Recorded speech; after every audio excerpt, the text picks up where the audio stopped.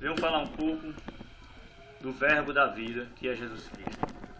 Livro de João, capítulo 1, que diz: No princípio era o verbo, e o verbo estava com Deus, e o verbo era Deus.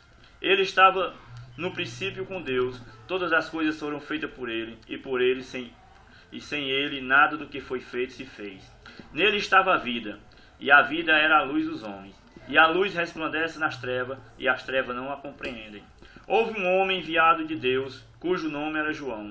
Este veio para testemunhar, para que testificasse da luz, para que todos crescem por ele. Não era ele a luz, mas veio para testificar da luz. Ali estava a luz verdadeira, que alumia todo homem que vem ao mundo. Estava no mundo, e o mundo foi feito por ele. E o mundo não o conheceu. Veio para que eram os seus, mas os seus não receberam. Mas a todo quanto o receberam, deu-lhe o poder de serem feitos filhos de Deus, aos que crê no seu nome. A pergunta é: você crê em o nome de Jesus Cristo? Muitas pessoas dizem e professam que creem em Cristo Jesus, mas o negam com seus atos e com seus testemunhos. A Bíblia diz, querido, que se nós confessarmos a Jesus como o nosso Salvador, único e suficiente, nós seríamos salvos. E muitas pessoas dizem: eu já confessei, ou eu tenho Jesus. Escutamos muitas pessoas falar e bater nos seus peitos, dizendo que já conhecem a Cristo Jesus. Mas o que eu quero dizer é que muitas delas a negam com suas obras, com seus conceitos, com a sua falta de amor e com a sua falta de perdão e comunhão com a humanidade. A Bíblia diz aqui bem claro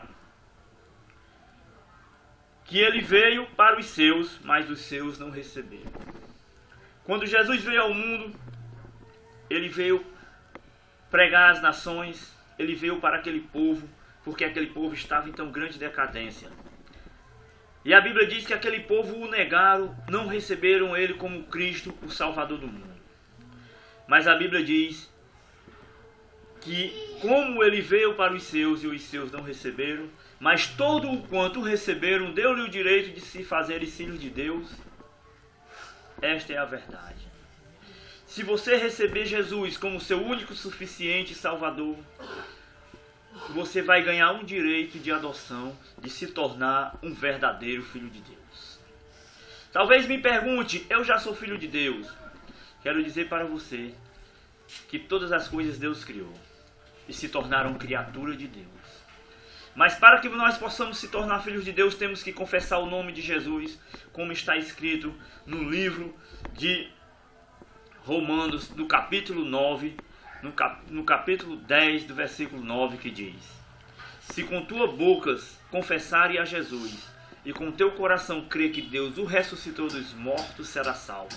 Porque com a boca se faz confissão para a salvação e com o coração se crê para a justiça. Ainda digo mais, que no livro de Mateus capítulo 10, 32 diz: se tu confessares o meu nome diante dos homens da terra, eu também confessarei o teu nome diante dos anjos e de Deus. Mas se tu negares o meu nome diante dos homens, eu também te negarei diante dos anjos e de Deus. Quando chegar naquele dia, nós iremos prestar conta com Deus de todos os nossos atos. Amados, Jesus nos ama e Ele tem uma salvação para a tua vida. A Bíblia diz, queridos, que Deus não habita em templos feitos em templos sujos. Darei aqui um pequeno exemplo de pessoas que moram em aluguel. Imaginamos que você aluga uma casa para morar. Quando você entra, você recebe a chave da casa, você abre a porta e muitas vezes quando você chega, aquela casa está suja. Aquela casa, você não vem logo morar nela, não entra logo para dentro, mas você manda alguém na frente, dá uma limpeza, pinta a casa, lava a casa e depois passa para dentro. Eu imagino você abrir uma casa e encontrar-se uma casa cheia de vícios, cheia de fumaça. Eu imagino que você abrir uma casa e assim que abrir a casa esteja lotada de fumaça, lotada de sujeira, e você pegar as suas coisas e vamos entrar para dentro. Não, querido, ninguém faz isso na sua sã consciência. Mas primeiro vai, lava a casa, limpa a casa, perfuma a casa e depois entra para dentro para fazer morada. Quero dizer para você que Jesus, Ele quer morar na sua casa. Casa, digo, coração. Quer morar no seu coração. No livro de Apocalipse diz: eis que estou à porta e bato. Se vós abrir a porta do coração, entrarei e farei morada em você. Imagine Jesus querendo morar na sua vida, no seu coração. A palavra de Deus diz lá no livro de Coríntios que nós somos templo e morada do Espírito Santo de Deus. Como eu citei, você entraria numa casa suja, imunda, cheia de fumaça? Não. Do mesmo jeito é Jesus. Aonde há sujeira, aonde há pecado, aonde há vícios, bebedices, glutonarias, chocarrices, não tem espaço para que Jesus possa entrar. Aqui no livro de Coríntios, capítulo 6, que diz assim, livro de Coríntios, 1 Coríntios, capítulo 6, do versículo 10, diz assim: não erreis, nem os devasos, nem os idólatras, nem os adúlteros, nem os efeminados, nem os sodomitas, nem os ladrões, nem os avarentos, nem os bêbados, nem os maldizentes, nem os roubadores herdarão o reino de Deus. Livro da Bíblia, de 1 Coríntios, capítulo 6, do versículo 10 em diante. Ele nos afirma, querido, que Ele quer morar no seu coração. Mas aonde há sujeira não tem espaço para que Jesus possa morar. Aonde não tem perdão, aonde não tem amor, aonde tem vícios. Jesus quer que você se liberte desse vício. Jesus quer te libertar destas drogas, do cigarro, da bebida, da cachaça, da comunhão com as pessoas más. Jesus, Ele quer te libertar daquilo que te afasta dele. E você me pergunta, muitas vezes, você que está com um pecado tão grande que se acha que não tem perdão para Deus. A Bíblia diz aqui no livro de Isaías, do capítulo 43, do versículo 25. Eu mesmo sou o que apaga todas as tuas transgressões, e por amor de mim, os teus pecados não mais me lembrarei. Deus, Ele quer apagar os teus pecados. Ele quer esquecer, quer jogar teus pecados no mar do esquecimento. Mas para isso você tem que confessar Jesus como seu Salvador.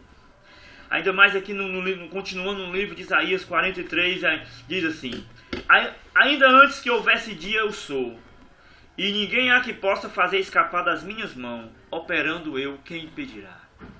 Deixa Deus operar na tua vida, e ninguém vai impedir de você ser uma pessoa vitoriosa. Ninguém vai impedir de você ser uma pessoa abençoada por Deus, se você deixar Jesus entrar no teu coração.